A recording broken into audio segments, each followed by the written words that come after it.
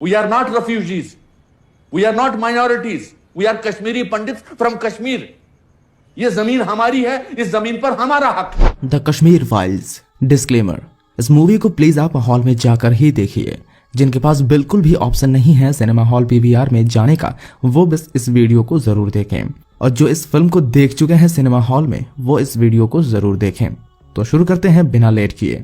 Movie की शुरुआत होती है 1990 के कश्मीर में, जहां कुछ बच्चे क्रिकेट खेल रहे होते हैं और उनके पास रेडियो में इंडिया पाकिस्तान का क्रिकेट मैच चल रहा होता है। फिर खेलते खेलते उन बच्चों में से एक, जिनका नाम शिवा है, अचानक सचिन तेंदुलकर का नाम जोर जोर से चिल्लाता है। इससे वहां पर मौजूद कुछ मुस्लिम नौजवान भड़क जाता है और वो शिवा को मारने लगता है, क्योंकि शिवा पाकिस्तानी खिलाड़ियों की जगह हिंदुस्तानी खिलाड़ियों का समर्थन कर रहा होता है। लेकिन शिवा के दोस्त अब्दुल उसको जैसे तैसे बचाकर ले जाता है। रास्ते पर वो दोनों एक हिंदू महिला को एक टेररिस्ट ग्रुप के द्वारा मारते हुए देखता है। असल में ये ग्रुप खुद को फ्रीडम फाइटर कहता है और फ्री कश्मीर की मांग करता है। साथ ही कश्मीर में रहे पंडित को मारकर यहाँ से भगा देता है। उस ग्रुप का स्लोगन था कन्वर्ट, लिव और डाई।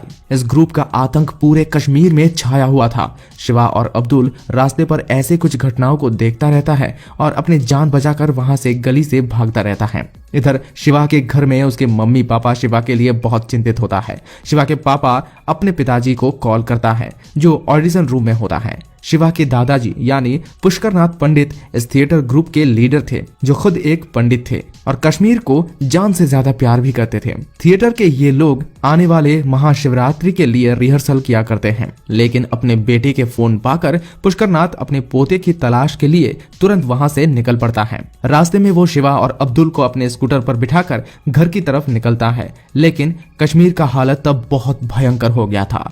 उनके सामने ही एक आर्मी की जीप को आतंकियों ने बम से उड़ा दिया, लेकिन पुष्कर अपने पोते के साथ किसी तरह से उनसे बचकर घर वापस जाने की कोशिश कर रहा है। रास्ते पर उस टेररिस्ट ग्रुप का लीडर लोगों को उस्काने वाला भाषण दे रहा होता है। आतंकियों का ये ग्रुप बच्चों का भी ब्रेन वॉश कर देता है। पुष्कर उस भाषण सभा के पास से ही जैसे तैसे करके गुजरता है।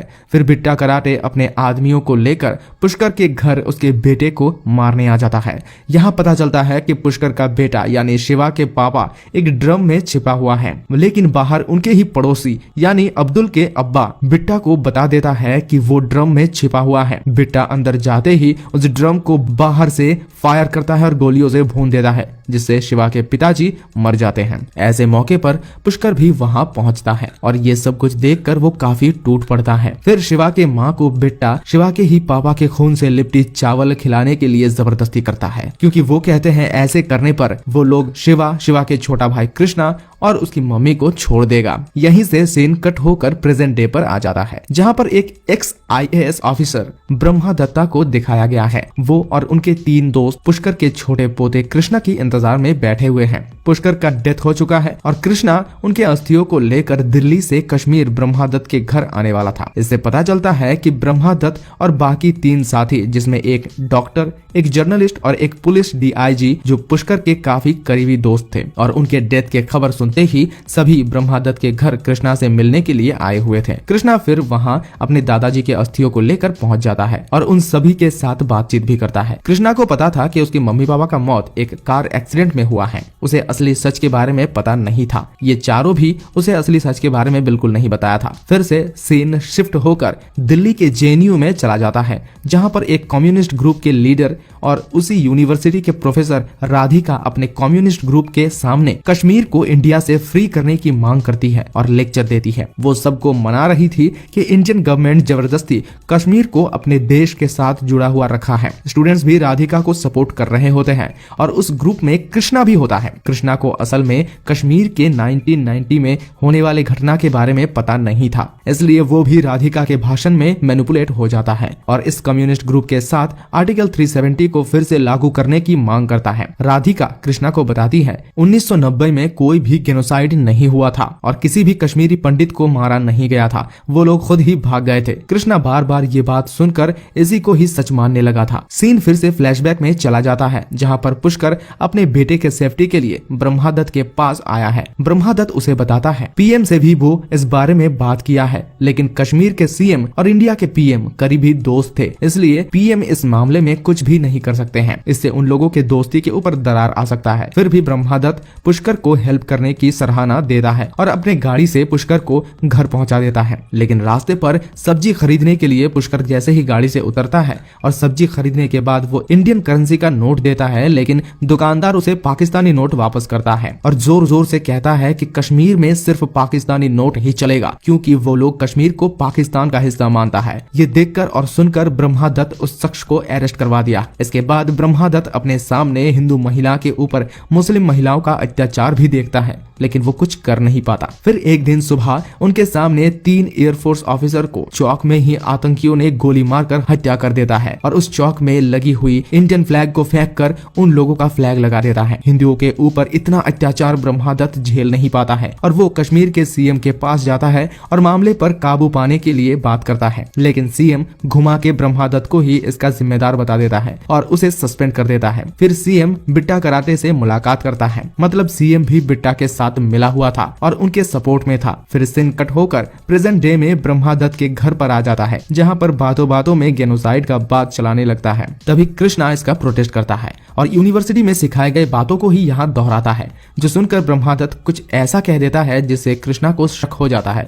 फिर वो अपने परिवार के बारे में सच्चाई जानने की कोशिश करता है और बहुत रिक्वेस्ट करता है सच्चाई बताने के लिए। फिर ब्रह्मादत्त कृष्णा के पापा के मौत के बारे में बताते हैं, कैसे पुष्कर अपने पूरे परिवार को लेकर एक रिफ्यूजी कैंप में चला गया था और रास्ते में जिन लोगों ने भी उनको मदद किया उन सबको टेररिस्ट ग्रुप ने मार दिया था। ये सब सुनकर कृष्णा की गलतफहमी दूर हो जाता है, क्योंकि उसके यूनिवर्सिटी में कश्मीर के बारे में कुछ अलग ही सिखाया गया था, लेकिन असली फैक्ट कुछ और ही है। यहाँ पे उस समय हॉस्पिटल में भी हिंदुओं को हत्या कर दिया गया था। ऐसे और भी अलग अलग किस्म के अत्याचार झेलना पड़ा था कश्मीरी पंडितों को। कृष्णा फिर अपने पुराने घर पे दादाजी की अस्थियां को बहा कर आता है और बिट्टा कराटे से मुलाकात करने के लिए निकल पड़ता है, क्योंकि प्रोफेसर राधिका यूनिवर्सिटी के इलेक्शन जीतने के लिए बिट्टा से मिलने की सलाह दी थी। इससे साफ पता चल जाता है कि राधिका भी उस आतंकी संगठन का कॉन्टेक्ट में है। बिट्टा से मुलाकात के बाद बिट्टा कृष्णा को कुछ अलग ही रिपोर्ट्स देता है कि कश्मीरी पंडितों को आर्मी ने मारा है और उसका संगठन बल्कि कश्मीर और पंडितों को बचाने के लिए लड़ते हैं। बिट्टा खुद को भगत सिंह के साथ कंपेयर करता है, जो कि एक फ्रीडम फाइटर है। कृष्णा ये सब सुनकर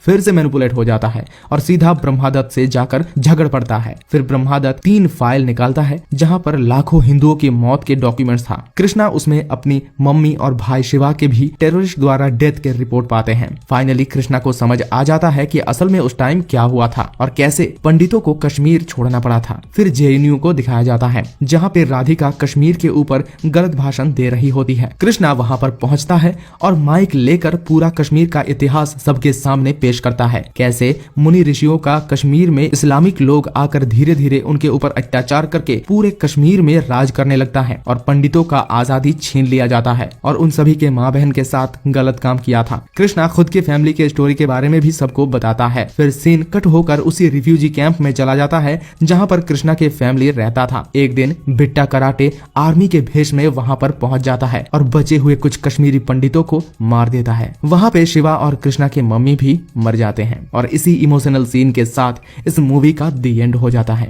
ये एक्सप्लेनेशन सिर्फ उन्हीं लोगों के लिए था जो इस फिल्म को समय पर देख नहीं पाए या फिर सिनेमा हॉल में जाने का मौका नहीं मिला। अगर आपको ये एक्सप्लेनेशन अच्छा लगा है, अगर आप भी इस मूवी से कनेक्ट हो पाए हैं हमारे इस वीडियो के जरिए, तो हमारे इस वीडियो को जरूर लाइक कीजिए और कमेंट में अपना राय बताइए। साथ ही हमारे चैनल को सब्सक्राइब करना बिल्कुल भी ना भूले। मैं हूं जैक और मैं बहुत जल्द मिलूंगा एक और एक्सप्लेनेशन के साथ। तब तक के लिए बाय।